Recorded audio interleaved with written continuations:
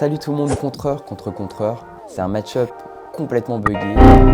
J'étais moi-même ce jour-là très nerveux. On va voir ensemble comment est-ce qu'on peut s'en sortir face à ce type de jeu.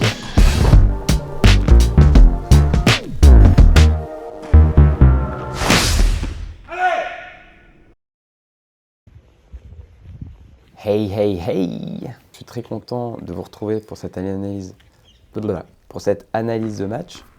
Aujourd'hui donc je rencontre Timothée qui est l'adversaire du jour. Et Timothée commence, on discute un peu. Et en fait il me dit que c'est son 4e tour. Donc voilà, je sais pas vous, moi c'est toujours une info un peu désagréable de savoir qu'on a affaire à quelqu'un qui ne vaut pas son classement. Parce que on sait pas ce qu'il vaut du coup.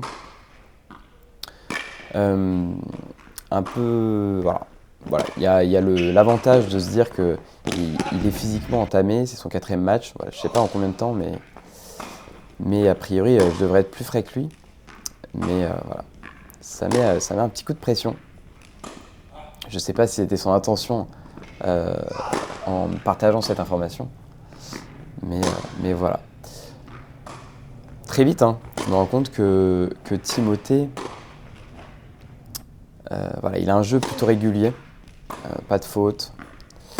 Et en fait, moi, je vais vous dire un peu mon état d'esprit en rentrant sur le terrain. Et en fait, dès qu'on tape les premières balles, je me sens très nerveux. Voilà, je suis très tendu. Et en fait, c'est marrant parce que donc ça faisait 1 mois et demi que j'avais pas fait de tournoi. Et paradoxalement, c'était avant l'été. Et en fait, j'avais jamais autant joué de ma vie à ce moment-là. Parce que je sortais d'un stage en Bretagne, un stage de tennis. Et du coup, j'avais joué toute la semaine, plusieurs heures par jour. Et en fait, je me dis, voilà, je suis très confiant. J'ai beaucoup de tennis derrière moi sur les dernières semaines. Je me sens confiant vis-à-vis de mon tennis. Et en fait, en mettant le pied sur le terrain, les gars, j'ai une peur monumentale. Un peu, je retrouve les sensations que j'avais eues et dont je vous partageais sur les premiers tours de mon tournoi de la Châtaigneraie, qui était du coup quelques mois plus tôt, et où j'avais le sentiment d'avoir eu un déclic. Justement, en allant un peu au-delà de cette peur de faire la faute, voilà, et constamment jouer un peu petit bras. Et en fait, je me retrouve très vite à avoir du mal à prendre des initiatives. Et voilà, justement, quand j'en prends, étant donné que je suis pas très relâché, je vais faire quelques fautes, notamment de finition, à l'image un peu de cette volée que j'ai pas du tout réussi à contrôler parce que voilà, je suis pas en avant, je suis pas dans un, ça fait un peu bullshit anglo-saxon, mais je suis pas dans un mindset offensif. Et du coup, c'est très dur de se forcer à attaquer quand on n'est pas dans les bonnes dispositions mentales. Mais voilà, malgré tout, je mène dans ce début de set, dans ce début de match. Et en fait, on commence à sentir que Timothée, c'est quelqu'un de très régulier. Moi, voilà, comme je vous disais, je suis dans des dispositions, on va dire, plutôt défensives. Et en fait, on se contre mutuellement. Et c'est très dur de déborder l'autre. C'est amusant d'ailleurs, parce qu'en plus, on est en sorte de béton poreux sous bulle. Et c'est une surface en fait qui va assez vite. Mais étant donné qu'on est tous les deux plutôt défenseurs, on n'arrive pas du coup à se déborder alors que c'est une surface plutôt rapide. Timothée qui rentre un peu plus dans ce match quand même, on le voit, voilà, il a mis ce petit coup gagnant dans de ligne. Et voilà, moi comme je vous disais, quand j'essaye un peu de me relâcher, c'est très dur de bien sentir la balle quand je vais essayer de l'agresser. Là je m'en sors bien. Et en fait, c'est important quand même que je vous dise un peu ce que j'ai travaillé sur... je vais m'assurer que ça enregistre bien parce que j'ai déjà fait des analyses dans le vide. Ouais, ce que j'ai travaillé en fait en stage quand j'étais en Bretagne, j'avais vraiment travaillé voilà, le travail de la zone avec un professeur qui me disait que voilà, jusqu'à 15-2, il suffit de jouer long et éventuellement haut sur le revers. Et en fait, souvent, ça passe tout seul. Et c'est ce que j'essaye d'appliquer. J'essaye aussi d'appliquer un autre point qui est primordial, même si ça a l'air un petit peu bête dit comme ça. C'est toujours un peu dans cette question de relâchement, c'est de souffler au moment de la frappe. Et en fait, moi, j'ai un gros défaut. Et je pense que je ne suis pas le seul. J'ai un gros défaut, c'est que je joue beaucoup en apnée. Et en fait, quand les échanges commencent à durer, c'est impossible de pouvoir faire un coup correct au bout du 6e échange si on est en apnée. Donc c'est aussi un de mes objectifs sur ce match. Et vous pouvez l'entendre, j'essaie de respirer. J'essaie de respirer au moment des frappes. Mais voilà, comme je vous disais, j'ai du mal à déborder Timothée, qui se trouve en plus être un bon passeur. Mais voilà, je vois qu'il est fatigué, je le sens aussi. Et je me dis que voilà, je vais essayer d'engager la filière longue contre lui. Et voilà, typiquement, en le voyant un peu fatigué, je me dis qu'il va plus facilement avoir tendance à me donner quelques points après. Mais finalement, il s'en sort bien dans ce jeu et en fait, je m'en veux pas mal à ce moment-là. Je ressens alors c'est pas une colère contre moi-même, mais je ressens presque comme une injustice où c'est moi qui ai réussi à gagner le combat physique. Et voilà, à 3-2, j'aurais pu prendre mes distances dans ce début de match. Et en fait, il colle toujours au score et voilà, je me sens que ça avait été aussi un peu une source de motivation de me dire Com, là tu mérites d'être plus devant au niveau du score. J'ai l'impression voilà, je joue pas un tennis flamboyant, mais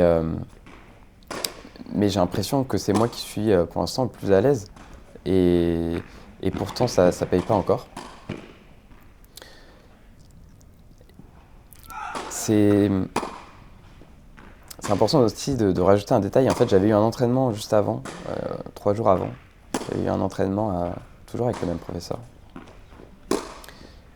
Et j'avais eu un match d'entraînement contre un gars à peu près de mon niveau. Et en fait, il me disait, mais tu vois là, il passait derrière moi pendant l'échange. Il disait, t'essaies de déborder, d'attaquer, de surjouer, machin. Parce que tu sens que tu fais jeu égal avec lui pendant l'échange. Mais le gars contre qui je jouais à ce moment-là, clairement physiquement c'était une épave. Et du coup il me disait mais joue intelligemment. Ok, l'échange a l'air de se tenir, mais si tu sens que lui en face il va exploser à tout moment, n'hésite pas juste à jouer là où ça fait mal et donc sur le physique. Et du coup c'est un peu voilà, ça résonne un peu à ce moment-là. Et je me dis que voilà, clairement ce jour-là j'ai pas les bonnes sensations pour prendre l'initiative, donc je me dis un épisode très drôle. En fait j'étais convaincu de faire tout le gagnant sur ce coup, mais il avait anticipé, il était complètement dessus. Du coup j'ai perdu le point parce que j'ai parlé. Et là, je le fais travailler, hein. Timothée, je le fais beaucoup travailler sur physiquement, et du coup, je me dis que elle a l'air aussi un peu il a l'air très marqué. Là, j'avais fait gaffe de pas célébrer trop tôt. Il a l'air très marqué, donc je me dis que voilà, je vais faire exploser le Timothée et il va pas pouvoir durer longtemps comme ça. Et voilà, 5-3, 30-15. Ça commence à être un peu... là, clairement, c'est money time du premier set. Et on peut commencer à avoir ce pattern de chacun tient sa diagonale revers.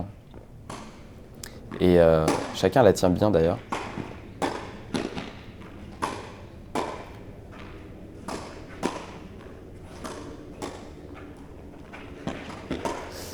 Ouais, je pars du bon côté, mais ça suffit pas. Et clairement, je suis pas du tout assez décisif à la volée. J'en ai vraiment conscience.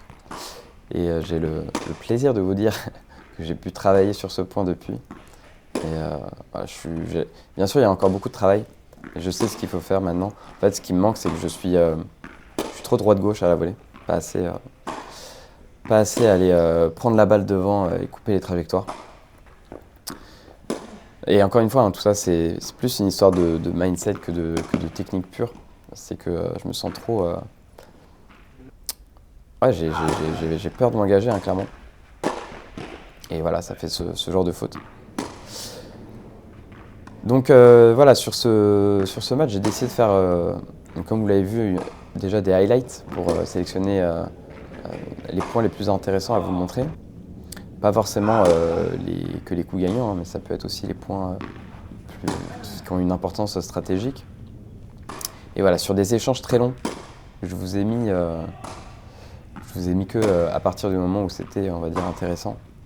Mais voilà, il faut savoir que souvent, ce genre d'échanges, quand ils sont coupés, sont précédés d'une longue gamme en revers, généralement de 20 coups.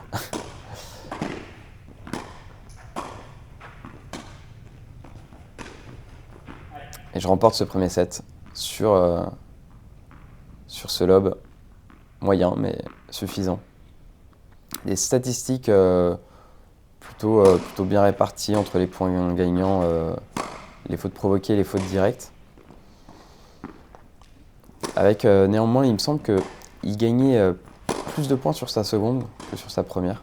Donc je pense que ça montre à quel point en fait j'étais pas à l'aise quand le jeu était lent. Même si clairement sa première et sa seconde étaient d'une vitesse semblable. Je sais pas vous, dites-moi un peu ce que vous en pensez. C'est très dur de jouer comme ça à une vitesse assez lente. Je pense qu'on est un peu tous plus à l'aise quand on s'appuie sur une bonne vitesse de balle. Et je pense que d'ailleurs c'était le cas pour mon adversaire, c'était le cas pour Timothée. On sent il a un jeu de contreur parce que voilà, on a vu qu'il avait un bon passing. Mais voilà, du coup, en fait, on se retrouve sur une situation presque complètement buggée. Parce qu'en fait, on s'annule chacun avec cette vitesse de balle très lente. Aucun de nous deux n'est prêt à lâcher en faisant la faute. Et ouais, d'ailleurs, amusant. En fait, c'était un moment où je me souviens, j'avais bingé la saison 3 de The Mandalorian. Et du coup, j'étais vraiment en mode... je sais pas si vous avez fait ça quand je regarde vraiment de manière très intensive une série. Ça m'affecte vachement aussi dans la manière dont je vois un peu les situations du quotidien. Et là, clairement, bon, The Mandalorian, pour ceux qui connaissent pas, c'est un spin-off, on dit, spin-off de Star Wars, où en fait, on suit un gars qui a pas forcément des compétences physiques de dingue, le gars a pas des super pouvoirs, mais il a un mindset où il va rien lâcher. Et du coup, ça m'affecte vachement positivement là-dessus, où je me dis que voilà, je refuse pas le combat physique, je vais y aller à fond et je lui montre que pour gagner un point, il va devoir le mériter, le Timothée. Et là, moment très important, 6-3, 3-1, 30A. Et typiquement, sur tous les points importants, on a eu ces longs échanges. Et un magnifique passing. Timothée qui s'encourage et il a bien raison. C'est le moment où il doit absolument rester au contact.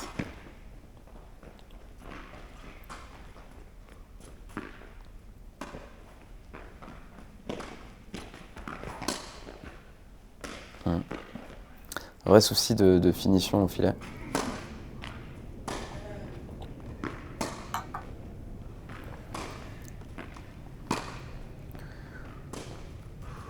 Et du coup, le set qui est un peu en train, je vais pas dire de tourner, mais qui s'est largement égalisé. J'ai le sentiment que c'est très dur en fait. Je vous l'ai dit, hein, moi beaucoup de mal à accélérer. Et voilà, il me faut 20 coups pour réussir à accélérer une balle et lui faire mal. Et alors, pour une réussie, je vais en rater une voire deux derrière et ça me calme tout de suite en fait. Je sais que voilà, je le trouve plutôt à l'aise dans la diagonale et je me dis qu'il faut que j'arrive à le bouger. De toute façon, je sais qu'il va pas m'allumer si je fais un long de ligne un peu moyen. Mais voilà, on voit que lui-même, il a les mêmes soucis que moi à la volée. Il a du mal à finir. Mais c'est marrant parce que il veut, il veut, mais il n'y arrive pas. Et en fait, c'est un peu une situation où on est très content quand l'autre monte au filet. Parce qu'on est chacun de meilleurs passeurs en fait que de volleyeurs. Et c'est d'ailleurs une raison pour laquelle Timothée va commencer à me poser beaucoup plus de problèmes. Et c'est très juste en fait son ajustement stratégique. Voilà, il va me faire ce genre d'amorti que je remporte cette fois-ci, mais qui lui a fait gagner beaucoup de points. Parce que une fois qu'il m'amène au filet, il a, avec son bon passing, des points qui sont plus facilement gagnables. Et puis, c'est toujours mieux que de se taper 20 coups de fond du court. C'est plus alléchant quand même de faire un coup gagnant. Et vous l'avez vu un peu, le point d'avant, j'ai tenu à le garder parce qu'en fait, en revers, moi, physiquement, j'ai oublié de préciser, il fait assez chaud en fait. C'est les premiers jours, il commence à faire chaud et on est en bulle. La chaleur est assez humide et il fait très lourd. Et en fait, dès de partout, moi, j'étais je vais pas dire dans le rouge, mais j'étais en sueur. C'était physiquement très dur. Et aussi, j'avais la semelle des pieds complètement en feu. Avec mes chaussures, vraiment, je pense que j'avais bien usé quand j'étais en Bretagne. Et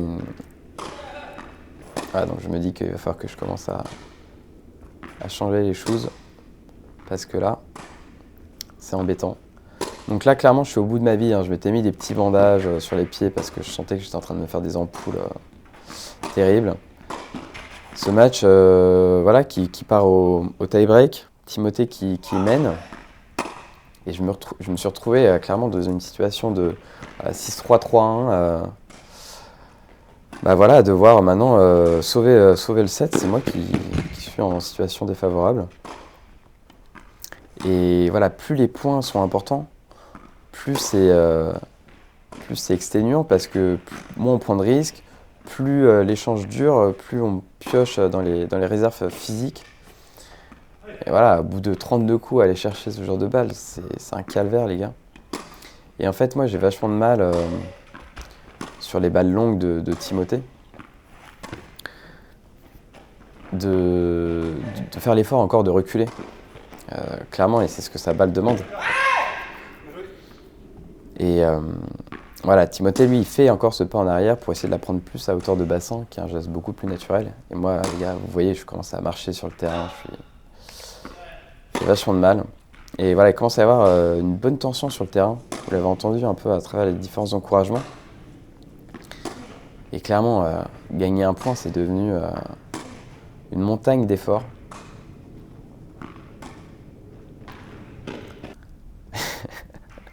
J'ai vachement, faut que je vous confesse que j'ai vachement hésité à vous partager ce match.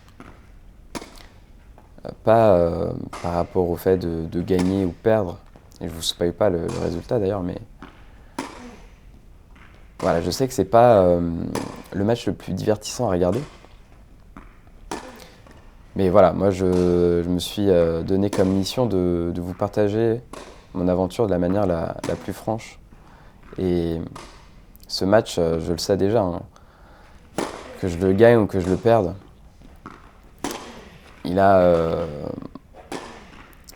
c'est déjà un petit traumatisme d'être sur le terrain depuis, ça va faire quasiment 2 heures maintenant, à essayer de caresser la balle, etc. Parce que voilà, je me sens pas apte à attaquer. Et j'essaie de ne pas y penser parce que bien sûr, voilà, je vous ai dit, je suis en mode Mando là, sur le terrain. Mais je sais que là, il me manque clairement un truc à mon jeu. Donc voilà, je tenais quand même à vous le partager. Balle de 7 pour Timothée. J'en ai sauvé déjà quelques-unes. Mais je m'accroche. Vous voyez là, 31 coups pour faire une faute dans le filet. Les gars, ça part en dépression juste après le match.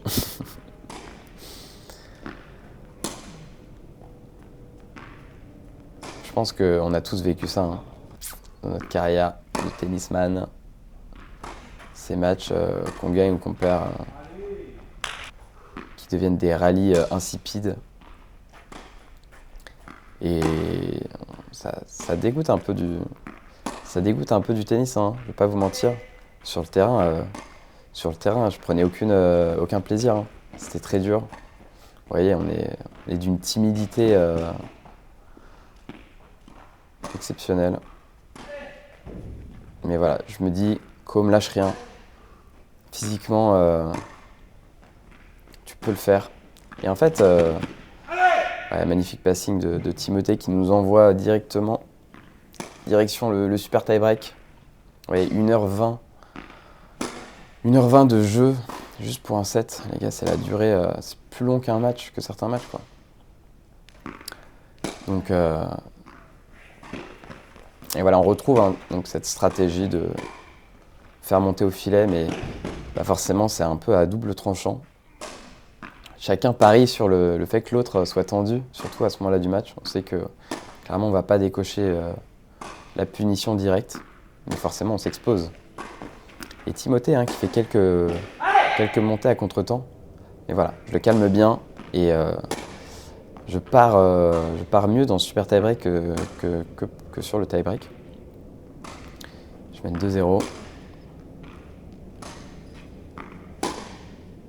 J'essaye de le faire bouger parce que je vois que dans la diag en revers, il ne va pas craquer.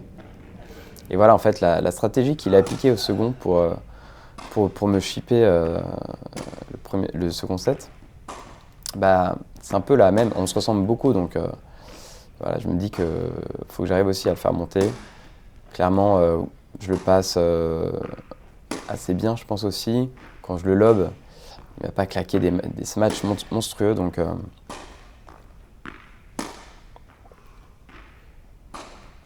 et là, clairement, j'ai plus de jambes, hein. Si vous me regardez, mes sauts d'allègement, ils sont minimaux. Je ne sais pas si on peut appeler ça des sauts d'allègement. Ouais, et là, je me dis, c'est trop dur ça. Je suis vraiment à ce moment-là du match où je fais plus l'effort de reculer, tenter de faire un coup passing en demi-volée, en revers. C'était clairement un manque de lucidité. C'est très dur, hein. Et franchement, c'est là où la vidéo c'est un super exercice d'analyse parce que on se rend compte que voilà, on prend pas forcément les meilleures décisions. On se retrouve vite paralysé par l'enjeu. Surtout que là, en plus, voilà, le match date il y a quelques temps maintenant et je me trouve un peu ridicule, hein, honnêtement. Mais voilà, je perds pas espoir. Il remonte Timothée quand même, hein. J'avais 3 points d'avance. C'est un schéma souvent que j'ai dans les super tie-break. Je peux bien commencer, mais c'est très dur pour moi de continuer à maintenir une intensité quand je mène. Tout de suite, un peu, je me remets en mode carapace défensive. Ou alors, je manque de lucidité. Typiquement, là, je fais un service volé qui peut être intéressant, mais bon, voilà. Le service n'était pas terrible, le gars est bon passeur. Je fais une mauvaise approche. Complètement logique, que je perde ce point. Et voilà, pour la première fois du match, Timothée qui passe devant.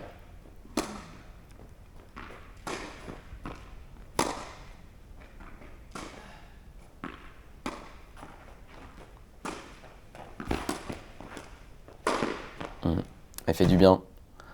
Fait du bien ce match. Mais Timothée qui recommence. Il me fait monter au filet. Mais là, je suis très satisfait parce que c'est 2 points qui étaient quand même très important à 2/3 du super tie-break, de pouvoir gagner ces 2 points assez facilement quand même, sans venir piocher trop dans les réserves, finir en plus sur des coups gagnants. C'est très bon pour le mental.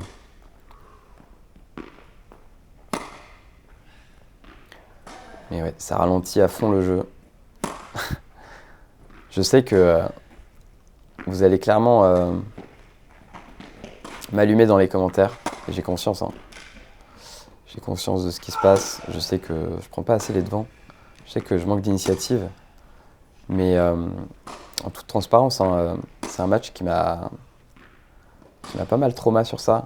Quand on passe plus de 2 heures sur le terrain pour caresser la balle, bah forcément on retourne à l'entraînement, on se dit bah là faut que je travaille, pas forcément voilà en faisant des coups gagnants en 1, mais faut que je m'améliore dans ma construction de points. Il y a un point dans le petit jeu que je mets dans la besace. Une faute complètement manque de lucidité là, pareil de Timothée. Et je suis à 2 points du match. Je me dis que voilà, je sais ce qu'il faut faire, je sais qu'il faut que je lui fasse mal. Je vois une balle courte. Et là, c'est un peu le drame dans la tête. C'est un peu le drame dans la tête parce que je sais ce qu'il faut faire, mais j'arrive pas à l'appliquer parce que, je vous l'ai dit, moi, je me sentais hyper nerveux et c'est là où on voit en fait que le format, je fais un tournoi tous les mois ou tous les 2 mois. En fait, c'est très dur de trouver son rythme parce que on a beau beaucoup jouer à l'entraînement, il faut vraiment faire des matchs pour bien caler, pour être en confiance en fait sur son jeu en compétition, quoi. Et là encore un échange interminable.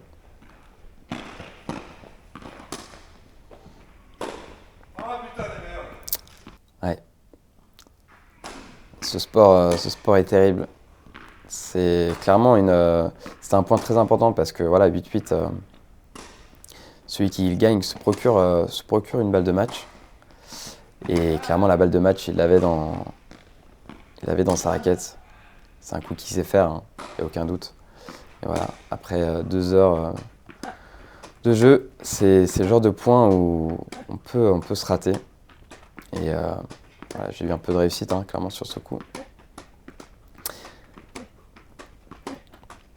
La nuit est tombée depuis belle lurette.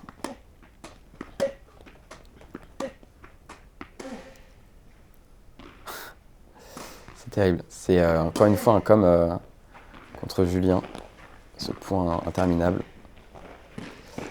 Mais cette fois-ci qui finit en ma faveur et je remporte ce premier tour de manière beaucoup plus compliquée que prévu, à 30. Et voilà, Timothée qui me dit qu'il a été ancien 15-2. Je comprends mieux, hein, clairement, il est très solide du fond du court, très dur à déborder.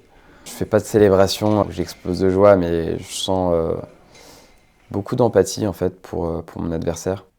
Quel match épuisant, très traumatisant pour le corps, hein, pour le mental aussi. Je vous l'ai dit, je remporte ce match, mais voilà, je suis pas fier du niveau. Bon, l'essentiel c'est que j'ai assuré la victoire. Je vous dis rendez-vous donc pour le prochain tour. Voilà, je vous dis à bientôt. Allez, ciao.